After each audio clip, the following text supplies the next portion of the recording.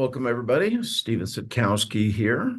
Glad to have you for this week's edition of Market Insights. Hope you enjoyed a nice holiday weekend. Hopefully surrounded by lots and lots of people that you adore and vice versa. So the market was closed on a Friday, reopened, of course, today, and opened with a bit of a whisper. We'll talk about that and a whole bunch more. I want you to know that what we do here is for educational and informational purposes only. It is not intended as investment advice.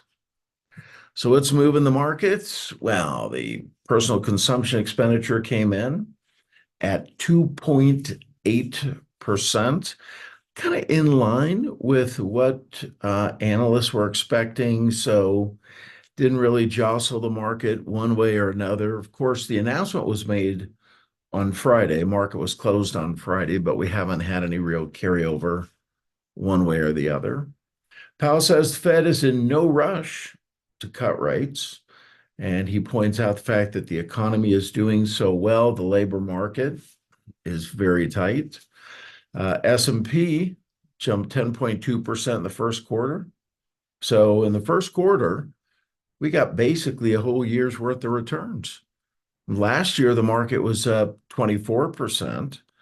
So in a year and a quarter, we're at 34%. That is pretty impressive. 10-year Treasury sits at 4.285, pretty steady. Well, it ticked up a little bit to $83 per barrel. So what to watch this week?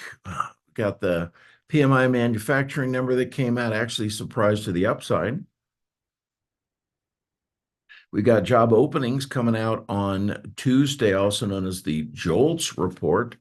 They're expecting to report that there's 8.8 million available jobs, meaning anybody who wants work can get work. Then we got some Fed speak.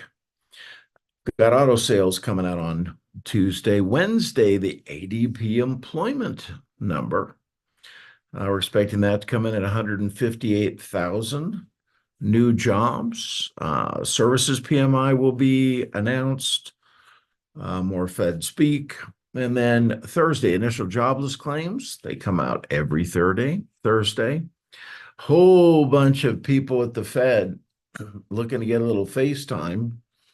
And then Friday, we get the unemployment rate expected to come in at 3.8%. Previously, 3.9%. We expect hourly wages are going to have ticked up 0.3%. Year over year, 4.1.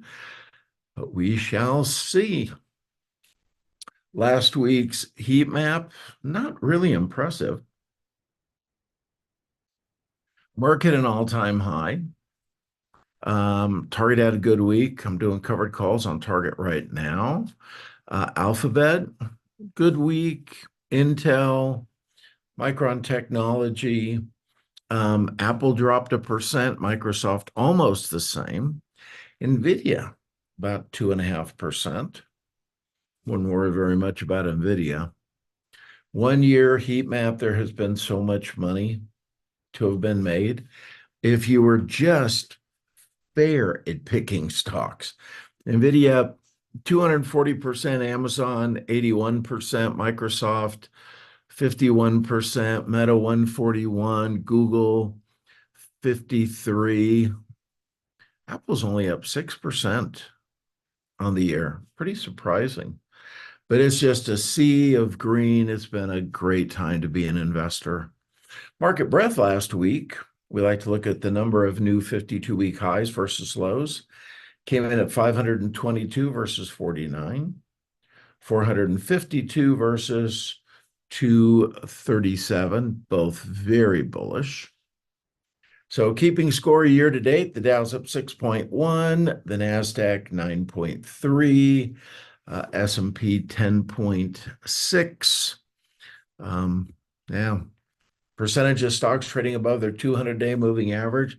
Man, we are right near the top here at about 80%. I keep hearing there's only a handful of stocks moving higher. It's absolutely not true.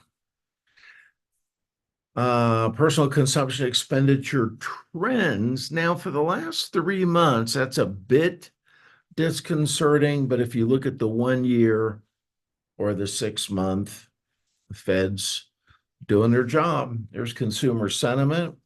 This was a revision, so it came in a little higher than initially reported.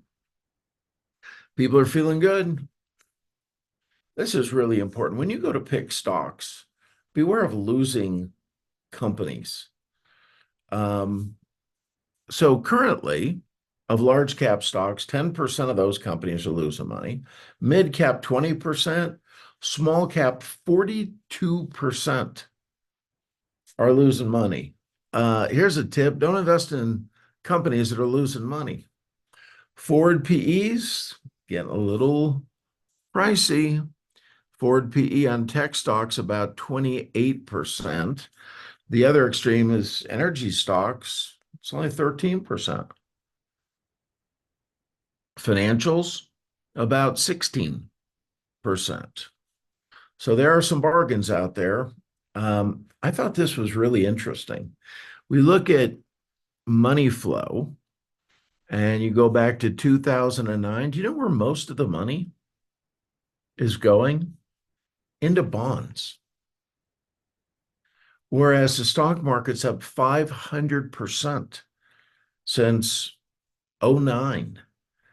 It's just people being uber conservative and getting lured by interest payments as opposed to total returns. Markets love elections. Look at that. Presidential cycles moving higher. Doesn't matter. As long as we avoid a recession, we're going to be in good shape this year.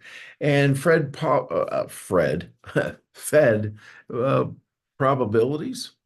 So there's a 98.34% chance that on May 1st, there'll be no rate cut. But look, in June, 68.17%. My money is on July. I just feel like the economy is too strong for them to cut. 1 year returns, well, communications led the way at 50%. Tech's up almost 46%. Financials have done well, 30%. Discretionary's been strong. Industrial's been really coming on lately. Materials done well. Energy up 13% for the year. I remember when that was negative. Healthcare 13%. REITs and staples haven't done anything. Those are your conservative plays along with utilities, which were actually down for the last year. All right, let's take a look at the charts.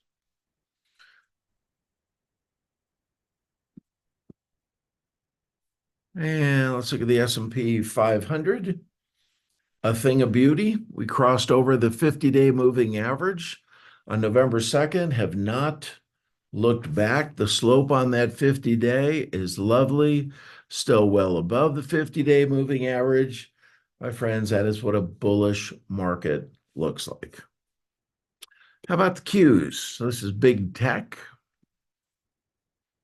So a little bit of give back, kind of peaked on the Qs over here at 449. We're now at 443. It's not like it's taken a big dip or anything, but kind of a pause for the cause. But you're going to get that. Markets go up, down, up, down, up, down. A little bit of a pause. And what about the Russell 2000? Looking pretty good. Keeps bouncing off its 50-day moving average and has been moving higher. So everything across the board right now just looks pretty darn good.